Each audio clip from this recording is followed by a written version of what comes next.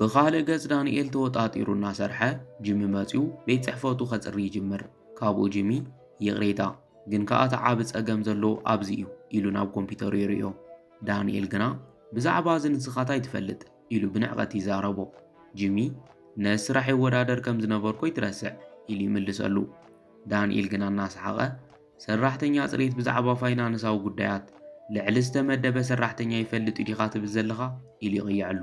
ካብኡ ጂሚ ይቕሬታ ኢሉ ናብ ስርሑ ምስ ተመለሰ ጽናሕ እስኪ እንታይ ኢኻ ትብል ዝነበርካ ኣረዳእና ባ ኢሉ ይሓቶ።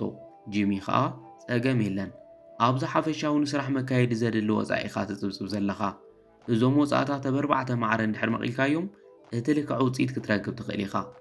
ክንደይ ዝኣክል በጀት ከም ዘድሊ እውን ተጋጊኻ ኢኻ ከምኡ ስለ ዝኾነ እዩ ድምሮም ክመጸልካ ዘይከኣለ ኢሉ ይረድኦ። ዳንኤል እወታ ሓቅኻ ኢኻ ትመስል ኢሉ ይዛረቦ። ጂሚ ከዓ እወ ንሱ እዩ ትጸገም ኢሉ ይረድኦ። እዚ እናተባሃሉ ተሓቢኣ ትሰምዖም ዝነበረት ዮርሌኔ ብሓደ ክትሰርሑ ትኽእሉ ኢኹም ትብሎም። ዳንኤል ግና ብስምባደ ካብ ኮፍ ዝበሎ ተስዩ ወይዘሪት ዮርሌኔ ከምኡ ምግባር የድልን ባዕለይ ክሰርሕ ይኽእል ኢሉ ይምልሰላ። ዮርሌኔ ከዓ ዳንኤል ግዜ ይብልናን ብዛዕባ እቲ ጉዳይ ልዕለይኻ ጂሚ ይፈልጥ ይመስል ኣነ ውፅኢት ጥራይ ዝደሊ ትብሎ። ኣብ መጠረሽታ ዳንኤል ከይፈተወ እሺ ከም ዝበልኩ ይሓለቓ ኢሉ ይሰማማዕ። ንሳ ከዓ ይቐኒየለይ ጂሚ ክትሕግዘና ትኽእል ዶ ኢላ ተሓቶ። ጂሚ ከዓ ጸገም የለን እቲ ዕድል ስለ ዝሃብክኒ ይቐኒየለይ ይብላ። ንሳ እውን ይቐኒየለይ ኢላቶም ትኸድ። ዮርሌኔ ምስ ከደት ዳንኤል ንጂሚ ብጽላ ዓይኒ እናጠመተ ካብዚ ጀምር ኢሉ መዝገብ ይህቦ። ጂሚ ድማ ጽቡቕ ኢሉ ምስርሑ ይቕጽል። እንታይ ከም ዝተፈጠረ ምስ ነገራ ናታልያ እናሓረቐት እንታይ በልካ እዚ ብምስምዐይ ኣዝየ ሓዚነ ትብሎ። ዳንኤል ከዓ ኣብዚ ፕሮጀክት ንምንታይ ክትእትዎ ከም ዝደለየት ኣይፈልጥን ኢሉ ይምልሰላ።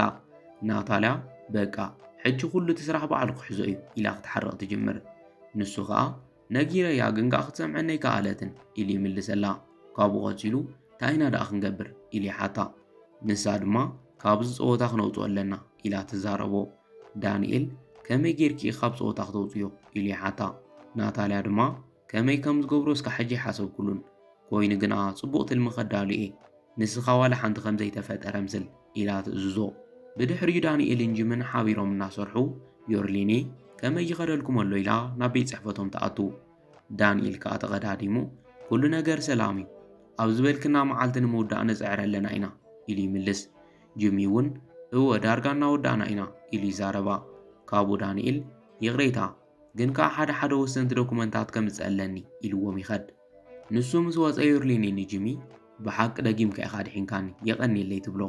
ጂሚ መዓዝ ክልተ ግዜ ኢሉ ምስ ሓተታ ፈለማ ሳንጣ የድሒንካለይ ሕጂ ከዓ ትገብሮ ዘለኻ ረአ ኢላ ትምልሰሉ።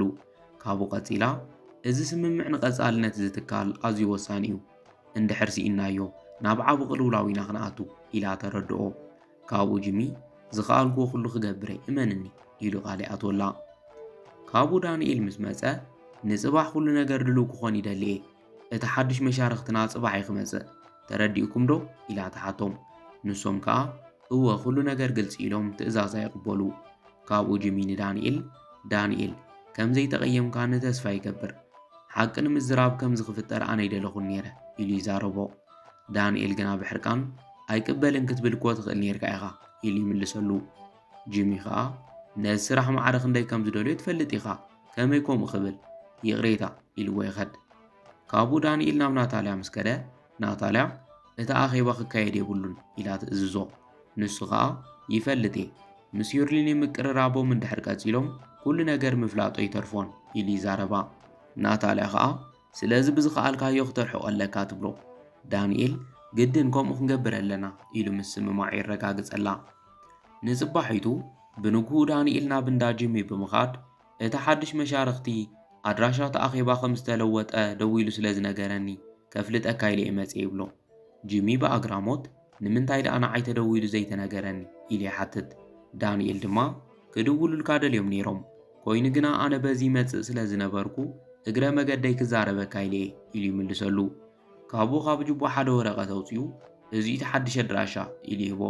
ጂሚ ዝገርም እዩ ኢሉ ክጠራጠር ምስ ጀመረ ዳንኤል ኩሉ ግዜ ከምኡ እዮም ዝገብሩ ኢሉ ይምልሰሉ። ካብኡ ጂሚ እዚ ክትነግረኒ ናብ ገዛይ ብምምጻእኻ ኣዝየ ዘመስግን ይብሎ።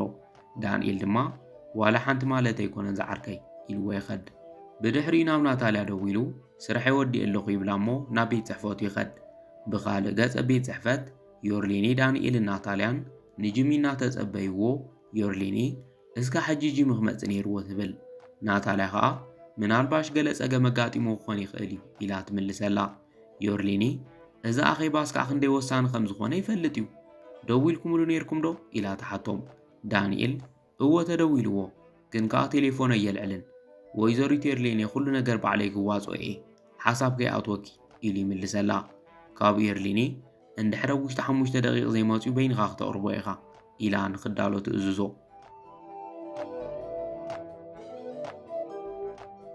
ብኻልእ ገጅሚ ናብቲ ዝተዋሃቦ ድራሻ ኸይዱ ዘይተወድአ ገዛ ስለ ዝጸንሖ ብፍጹም ኣብ ዝኾነ ኣይክእልን ኢሉ ቴሌፎን እናደለየ ክረኽባ ኣይከኣለን ካብኡ ኸም ኣጋጣሚ እቲ ንዮርሌኒ ሳንጣ ክሕድጋ ዝረኸቦ ሌባ ኣብ ቅድሚቱ ይጸንሖ ጂሚ ኣብዚ ዳኣ እንታይ ትገብር ኣለኻ ኢሉ ምስ ሓተቶ እቲ ወዲ ኣይትፈልጠንን ኢሉ ክኸድ ክብል ጂሚ ጠጠው ኣቢሉ እቲ ስእሊ ንምንታይ ኢኻ ሒዝካዮ ነርካ ኢሉ ይሓቶ እቲ ወዲ እንታይ ትብል ከም ዘለኻ ዋላ ሓንቲ ኣይፈልጥን ኢሉ ክኸድ ክብል ጂሚ ብካምቹ ሓኒቑ እንታይ ይፍጠር ከም ዘሎ ሓቂ ረዳኣኒ ኢሉ ይሓቶ እቲ ወዲ ከዓ ስርሐይ ዝሰርሕ ነይረ ኢሉ ይምልሰሉ ናይ ምንታይ ስራሕ ኢሉ ምስ ሓተቶ እታ መንእሰይ ሒዛቱ ዝነበረ ሳንጣ ክሰርቆ ነይርኒ ኢሉ ይምልሰሉ ጂሚ ንምንታይ ምስ በሎ ከይመለሰሉ ስቕ ይብል መልሰለ ኢሉ ምስ ኣፋጠጠሉ እቲ ዶክመንት ብናይ ሓሶት ክልውጥዎ ስለ ዝደለዩ ኢሉ ይምልስ ካብኡ ጂሚ እናገረ እሞ መን ኣዚዝካ ኢሉ ይሓቶ እቲ ሌባ ከዓ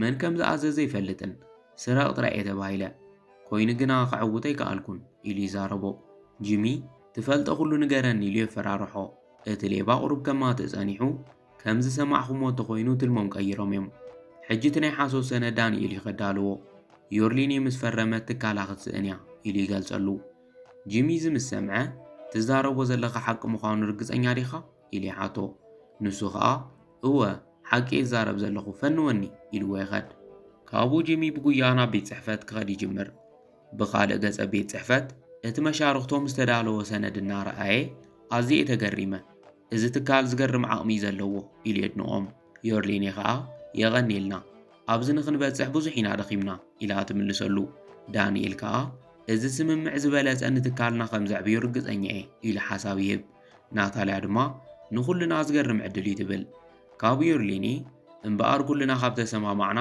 ተፈራሪምና ውዕል ንእሰር ትብል እሞ እቲ ሓድሽ መሻርክቲ ነቲ ሰነድ የቕርበላ ዮርሌኒ እሺ ኢላ ተቐቢላ ክትፍርም ክትብል ጂሚ ኣትዩ ከይትፍርሚ ኢሉ የቋርጻ ዮርሌኒ ብስምባደ ጂሚ ኢላ ካብ ኮፍ ዝበለቶ ትትስእ እሞ ክንደይ ሰዓት ከም ዝኾነ ሪኢኻ ዲኻ እዚ ስምምዕ እስካዕ ክንደይ ወሳኒ ከም ዝነበረ ትፈልጥ ኢኻ ንምንታይ ዘንጊዕኻ ኢላ ተሓቶ ንሱ ከዓ ጽቡቕ ኣለኻ ዓለቓ ሕጂ ግና በጃ ክስምዐኒ ኢሉ ዕድል ንኽትህቦ ይልምና እቲ ሓድሽ መሻርክቲ መንጎ ኣትዩ ይቕሬታ ወሳነ ኣኼባ ኢኻ ትርብሽ ዘለኻ ኢሉ ንኽወጽእ ይሓቶ ዮርሌኒ ክትፍርም ክትብል ጂሚ ይቕሬታ ኢሉ ደጊሙ ነቲ ወረቐት የልዕሎ እሞ ቅድሚ ምፍራም ክረኣዮ ኢሉ ይሓታ ዳንኤል ዝብሎ ጠፊእዎ በጃኺ ናይዚ ዘረባ ሰሚዕኺ ግዜ ከይተቃጽሊ ኢሉ ይመኽራ ዮርሌኒ ዝርዝር እቲ ውዕል እናረኣየት ጂሚ እዚ ተሓቀኛ ኮንትራት እዩ እዚ ከዓ ክትፍርም እዮ ዝተዳለወ ስናዕ እዩ ኢሉ የረድኣ ዮርሌኒ ነቲ ውዕል ምስ ረኣየቶ ምእማን ሲኢና ፈዚዛ ተርፍ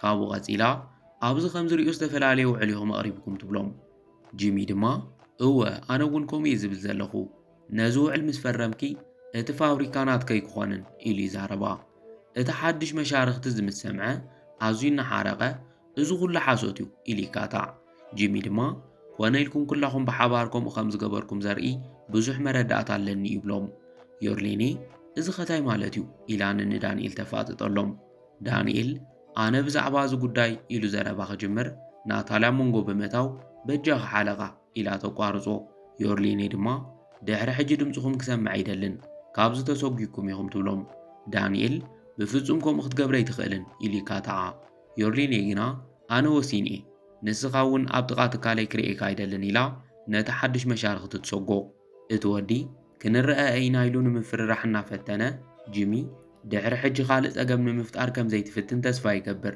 ከምኡ እንድሕር ኮይኑ ሳዕበይኒ ከቢድ እዩ ኢሉ የጠንቅቖ ካብኡ ኩሎም ተማሪሖም ይወፁ ብድሕሪኡ ዮርሌኒን ጂሚን በሓባር እናሰተዩ ዮርሌኒ ትካለይን ህይወተይን ንዘድሐነ ሰብ ጽዋዕና ነልዕል ትብሎ ጂሚ ኸኣ ኣነ ድማ ኣባይ ንዝኣመነ ሰብ ጽዋዓይ ከልዕል ዝደሊ ኢሉ ችርስ ይብላ ካብ ዮርሌኒ ንመድሕነይ በዚ መገዲ ክረኽቦ ኢለ ገሚተ ይፈልጥን ትብሎ ጂሚ ኸኣ እመነኒ ኣምላኽ ዝሰርሓሉ መገዲ ክንርድኦ ይንኽእልን ኢሉ ይዛረባ ዮርሌኒ ሓቂ ኸኢኻ ምስ በለቶ ጂሚ ኩሉ ነገር ንምኽንያት እዩ ዝኾን ይብላ ንሳ ድማ ብሓሳብካ ይሰማማዐ ኣብ ትካለይ የማናይ ኢደይ ኮይንካ ምሳይ ክትሰርሕ ይደልየ ፍቓደኛ ዲኻ ኢላ ትሓቶ ጂሚ ሕቶ ኣወደቓ ኮይንዎ ዮርሌኒ ኢሉ ስቕ ምስ በለ ተኣማኒ ምዃንካ ይፈልጥ እየ ትብሎ ንሱ ኸኣ እመንኒ እስካዕ መጠረጅታ ክእመነልኪ ይብላ ንሳ ድማ ስለዚ ተሰማሚዕኻ ኣለኻ ማለት እዩ ኢላ ትሓቶ ጂሚ እወ ኢሉ የረጋግጸላ እሞ እናሰሓቑን እናተፃወቱን ምስታዮም ይቕጽሉ